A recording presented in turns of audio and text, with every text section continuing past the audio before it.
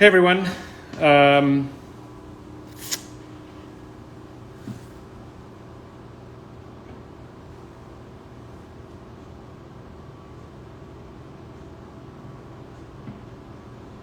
everyone. I thought that I would do something spontaneous and fun for whoever was out there watching. I don't know if you saw a video I put up a couple weeks ago from Andrea Garfield. I was going through like some really hard time a couple weeks ago, and I called her up, and I had so much response from her that I thought I would do an Instagram live with her and talk about how we can deal with our emotions during these crazy hard times. So she should be logging on soon.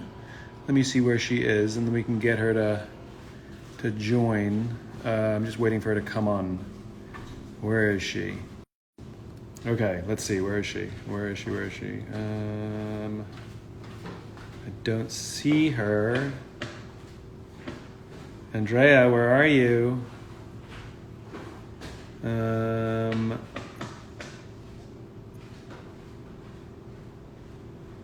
Anyway, so I don't know if any of you saw it. Basically what it was we talked about how to manage our feelings. Where is she? Stand by.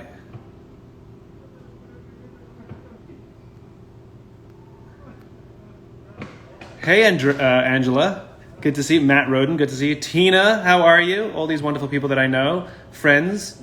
I love that everybody can be spontaneous and just join me here.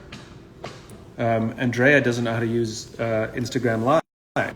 Okay, if I can't get her on in a few minutes, then I'm just going to tell you all about her, even though I want you to meet her. So what happened was a couple weeks ago, I right at the beginning of COVID, I don't know if anybody remembers, I was very interested in how we manage our emotions through all of the trauma.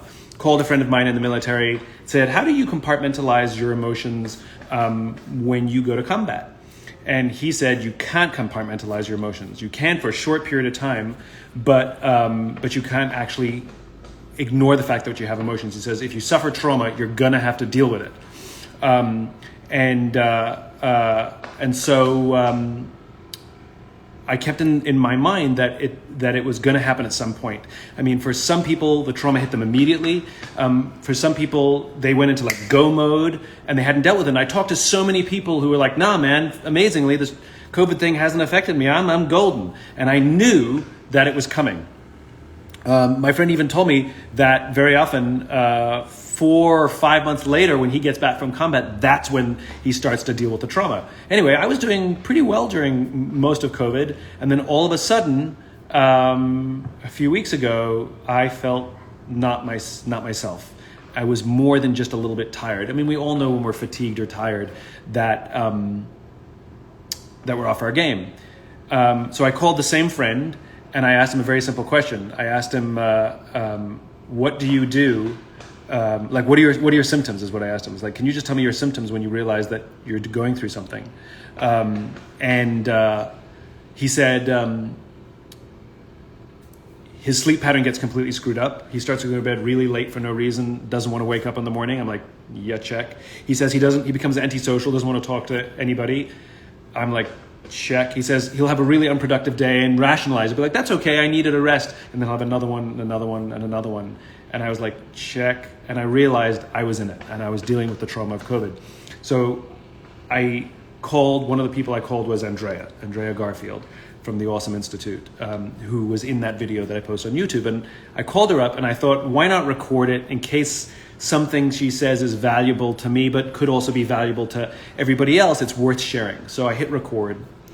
And the first thing Andrea asked me is, how do you feel? And you talked about all kinds of things. You can go watch the video on YouTube. I talked about all kinds of things. And she pointed out to me that I was describing behaviors.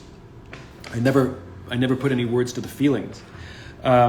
So to deal with our feelings, we have to be able to say what they are, label them. And I didn't want to use the word depressed, because, the fear that that's a clinical diagnosis or something. But I realized I was depressed. So that was a huge thing I learned, which is you have to be able to label the feelings. The other thing I learned was you can have multiple feelings at the same time. You could be excited and sad at the same time. I can be depressed but optimistic at the same time, because my fear was that if I label, if I say that I'm this, I can't be that. Anyway, I have to say that the counsel she gave me, the advice she gave me, was absolutely invaluable, which is why I'm trying to get her on here to share with everybody how magical she is and how we deal. Hold on, here she is. I'm going to send a request. How do I do this? Go live. Did that work? There we go. I sent her a request. She showed up. Hopefully this will work. Anyway, so Andrea and I talked, and there she is. I'm just telling everybody the story. And the counsel you gave me, I can say you instead of she. The counsel you gave me was incredible and helpful, and I'm so grateful, because I think you helped me deal with the way I was feeling and deal with the trauma that I was suffering, that everybody is going through.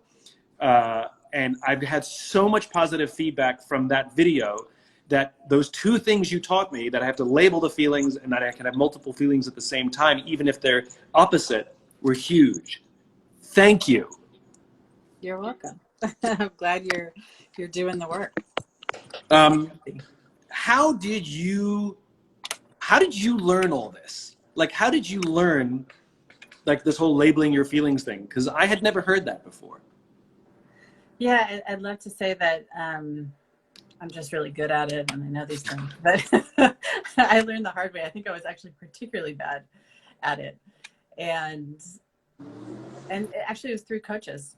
I used to have a coach and she'd say, how are you feeling? And I'd be like, fine, tired, whatever. She's like, yeah, those are not feelings. Sorry, try again. So I started using, the little emotions guide that we use in your class, and learning to speak the language of emotions, just like learning any other language. We have to practice, we have to learn new words, we have to learn what they mean, have to learn how to use them. And then what's trickiest with emotions is we have to be able to figure out how we're feeling and put words on them. And it's hard to put words on a feeling. We're not used to doing that in this kind of way. But it's just like a lot of things. The more we practice, the easier it gets. It's just it's not magic. Well, I can't tell you that like, I think I would have been in it for a lot longer if I hadn't reached out for help from people. And I keep telling that to everybody, which is, if you're off your game, ask for help. If something's not right, ask for help. Like, none of us is smart enough or strong enough to figure out all of our own problems ourselves. And here you are, an expert at helping people manage their emotions, and yet you also ask for help from other people. Yeah, totally. I met with my coach yesterday. I love that. So what I would like to do, if you're open to this, I know that this is kind of spontaneous, but do you mind taking some questions from the viewing audience? Yeah, no problem. Let's see. So Andrea is sort of helps people manage their emotions. Let's see what we've got here. Thank you. I feel much better. Thank you, Ibrahim.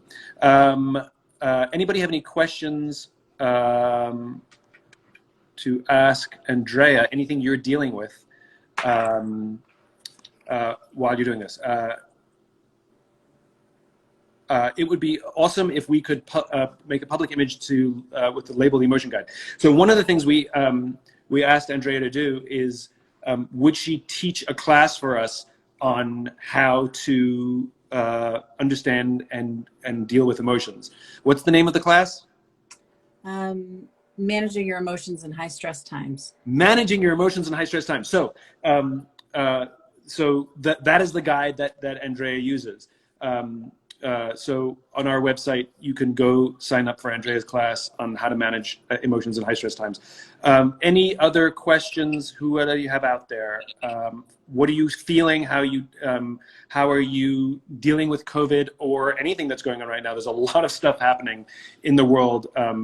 In Lebanon, dealing with the explosion has caused massive trauma.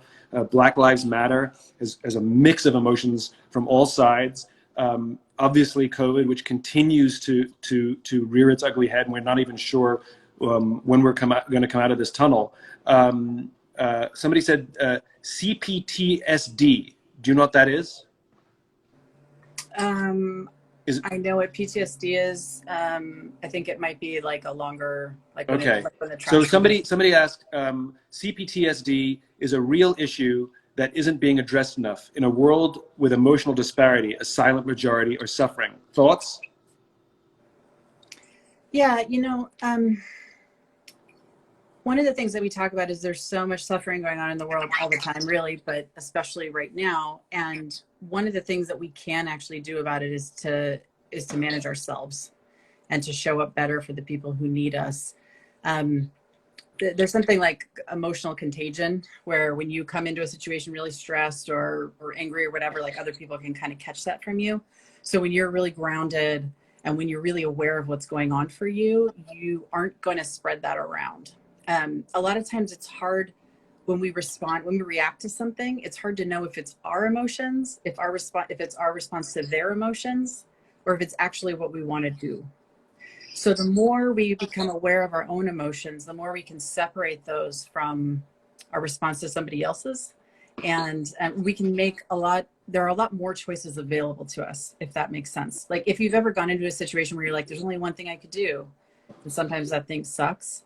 It's usually because our emotions have kind of overridden our brain. And it seems like there's only one option. Yeah. We're able to recognize it and settle down a little bit. We often find that there are several other options, and one of those might be better, but we don't have access to those if we don't know what's Yeah. for us. Here's another question from Mijo, please. What advice do you have for someone in a management position to help their team with how they are feeling? Yeah, great question. I think step one is practice yourself, know what's going on for you. And then you can start having conversations with your team and you can actually hold the fact that things are going to suck for them right now.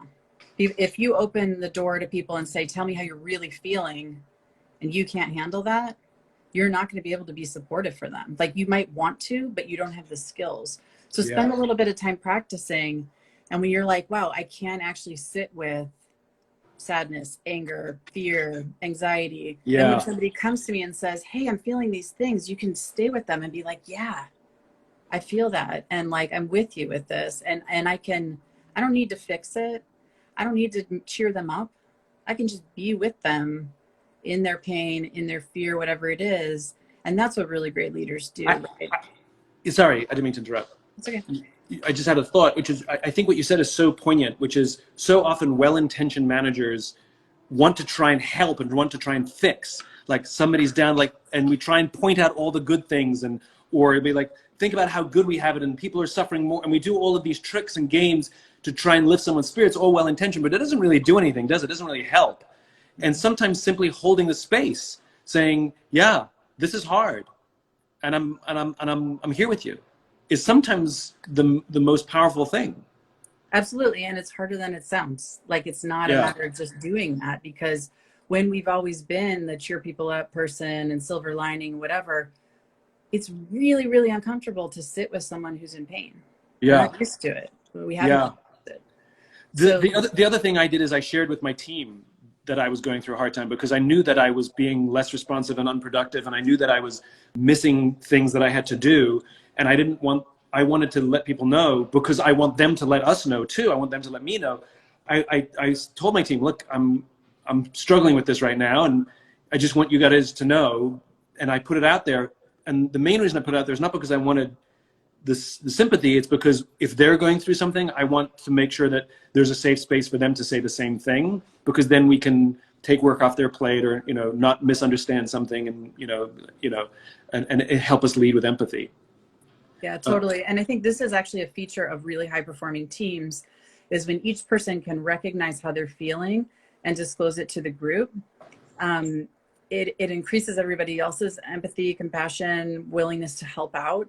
If I show up to a meeting and I'm just like snapping at everyone and I'm in a bad mood, or I'm just like, I'm frustrated and annoyed, everybody's like, wow, like what's her problem? And how dare she stomp all over my idea and blah, blah, blah. If I come in and say, and this happened to me this morning, my daughter is finally back in her very small daycare. We're in a pod with everybody. She had a complete meltdown this morning. Totally lost it for no reason. She's usually fine. And I was late. It took me an extra 15 minutes. She was upset. It took all my mom energy out of me. And I come racing back home, and I slide into my 9 o'clock meeting, and I'm like, if I pretended like I was fine and I was weird, everybody would read so much into it. And if everybody in the whole meeting is doing that, Imagine what I did do is I said, hey, I just had a big issue at drop off. I'm out of sorts. I'm not myself. I'm going to do some centering and I'm going to be here with you. And if I'm weird, it's me, it's not you. And then everybody was able to be supportive and encouraging, and like, it didn't create 10 more problems, right? That's great. Normally what happens. So that leads perfectly into this question from Peyton Robinson.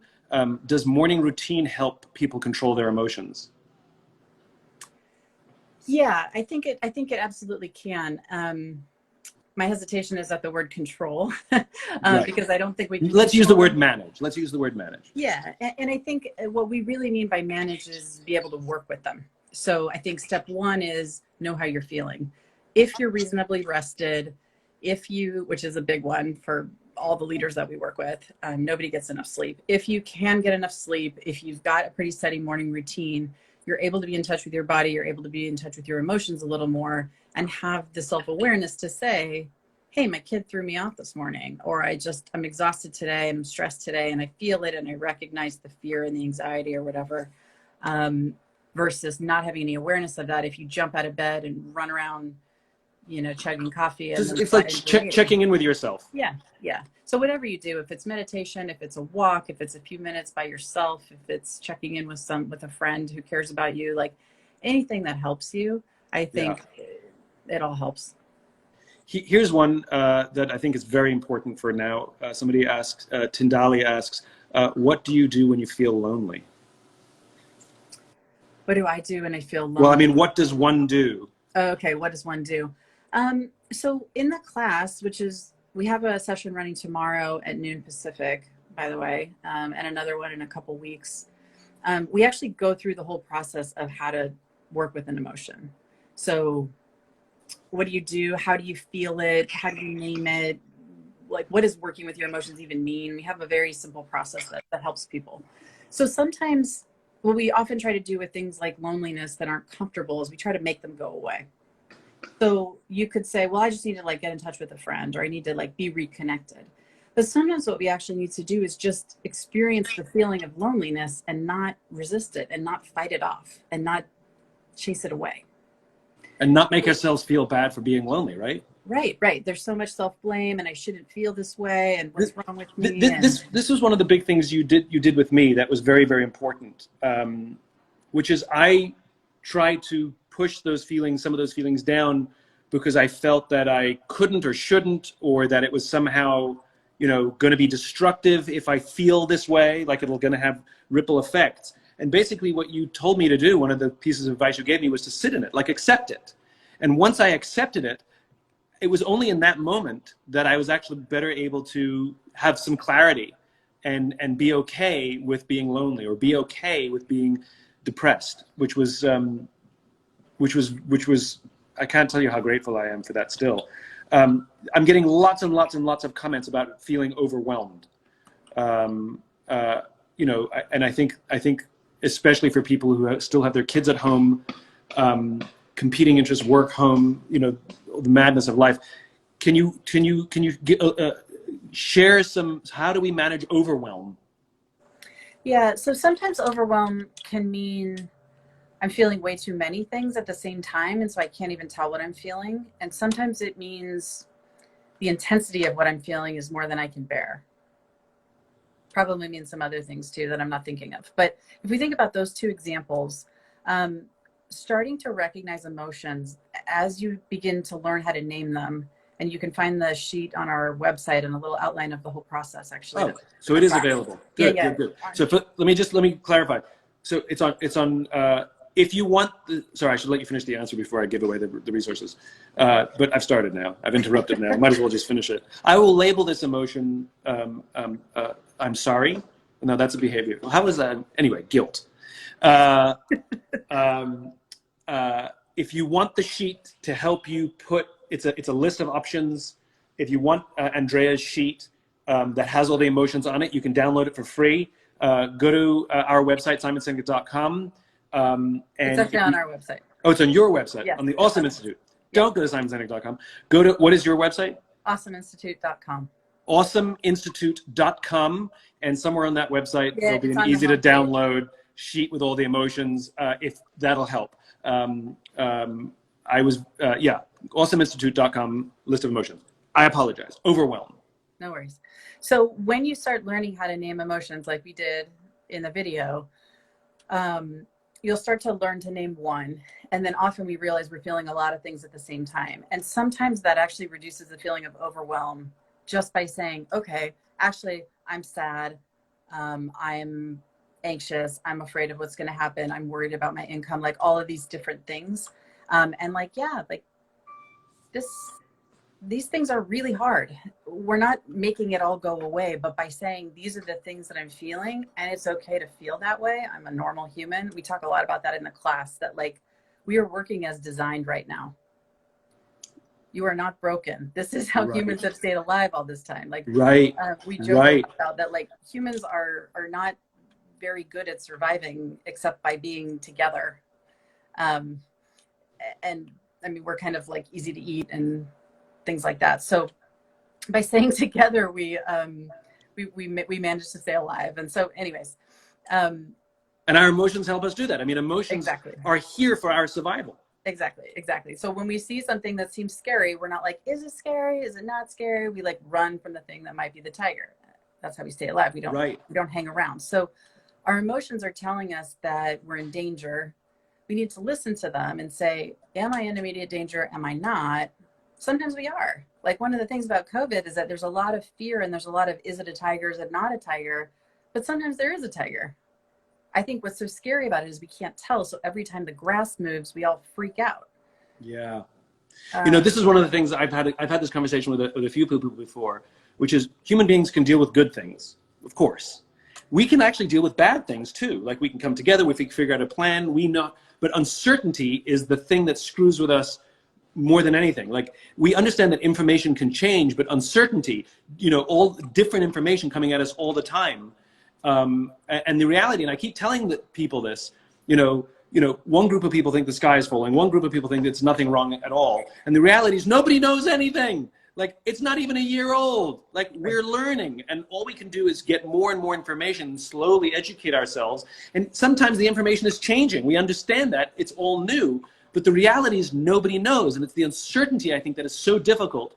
And what's so important in an organization especially is to call that out, is to say, hey guys, listen, we really don't know, but the one thing that we do know is let's take in as much information as we can. We'll adapt our policies as we go, as we gain information. We understand that we might step here, but then we need to step there, but we're going to get through this together. One thing we do know is we have to come together because we can get through this together, because that's the best way to manage the uncertainty. But I'm pushing a lot of leaders of teams to offer people some sense that there's a path, even if we don't know, because there's so much noise in the world right now that I think is creating even more stress.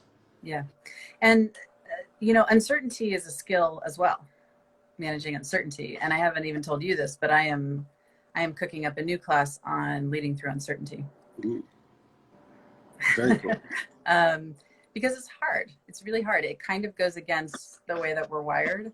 And just like emotions, it's another skill that we can build, learning to tolerate it, learning to be in it, and sitting with it. It's just like an uncomfortable emotion, right? Yeah. It's when we try to avoid it. We try to convince ourselves that it's certain and everything's going to be okay. We can feel okay for a minute, but it doesn't really last. Yeah. I'm getting a lot of questions also, how to stay positive. And I'm sure you get that a lot. Yeah. How do I stay positive? So research has shown that most emotions only last for about 90 seconds. And we can spend weeks, months, years avoiding feeling that. And so what we encourage you to do in the class, and we're going to take you through the process, is how do I sit with that feeling until it's gone? And we usually feel like we're going to fall into the abyss of loneliness and it's never going to end and we're going to die 20 years from now lonelier than we've ever been. But really, it usually passes within a couple of minutes. So, and it might come back and you can deal with it again. But what we're going to teach you to do is how do you let it pass?